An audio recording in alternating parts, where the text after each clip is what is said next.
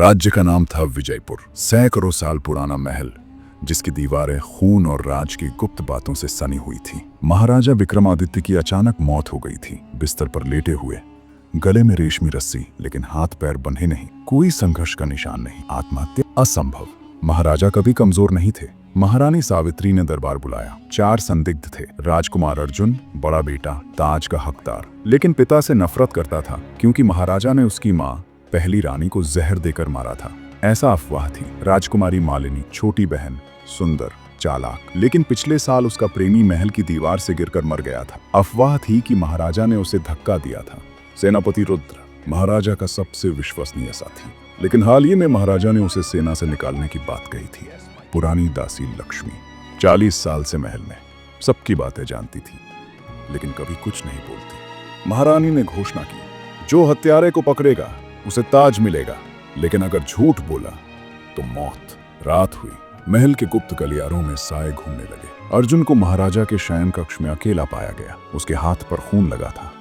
उसने कहा, मैंने पिता को नहीं मारा, मैं तो बस उनका आखिरी पत्र पढ़ रहा था। पत्र में लिखा था, तुम्हारी माँ की मौत मैंने नहीं की, असली हत्यारा अभी भी महल में है। सब हैरान। तो महाराजा निर्दोष थे? सस्पेंस बढ़ता गया। मालिनी रात में गुप्त कमरे में गई जहां महाराजा की पुरानी डायरी थी। डायरी में लिखा, सावित्री जानती है सब कुछ, वो मेरी मौत चाहती है।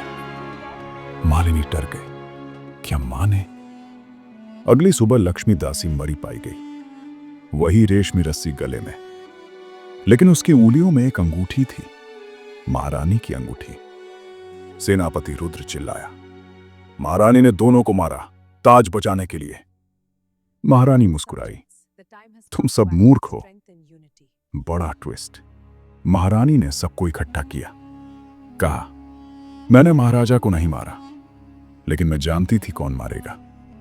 उसने एक पुराना पत्र दिखाया। पत्र महाराजा का था, जो उन्होंने खुद लिखा था, मौत से पहले। पत्र में लिखा, मेरी मौत के बाद ताज अर्जुन को नहीं, मालिनी को मिलेगा, क्योंकि अर्जुन मेरा बेटा नहीं है, वो रुद्र का बेटा है। रुद्र का चेहरा सफेद पड़ गया। मालिनी रो पड़ी। तो मैं? महारानी ने कहा, तुम मेरी बेटी हो, असली बेटी। महाराजा ने तुम्हें गोद लिया था, लेकिन असली राज महारानी ने रस्सी उठाई।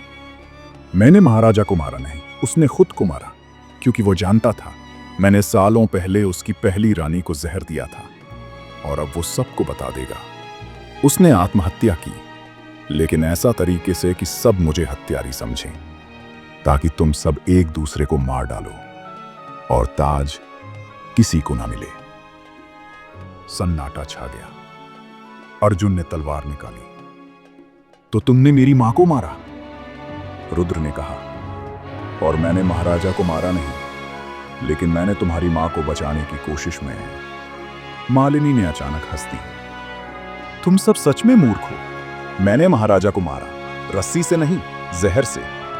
रस्सी तो मैंने बाद में लगाई ताकि आत्महत्या लगे, क्योंकि उसने मेरे प्रेमी को मारा था, और अब ताज मेरा है। उसने छिपा हुआ खंजर निकाला, लेकिन इससे पहले कि वो हमला करती, महारानी ने मुस्कुराकर कहा, तुम सब देर कर चुके हो। महल की घंटियां बजी। बाहर से सैनिकों की आवाज आई। महारानी बोली, मैंने पहले ही सेना को बुला लिया था, और ताज अब किसी राजा का नहीं रहेगा। ये राज्य अब जनता का होगा। मैंने सब कुछ खत्म कर दिया। अंधेरा छा गया।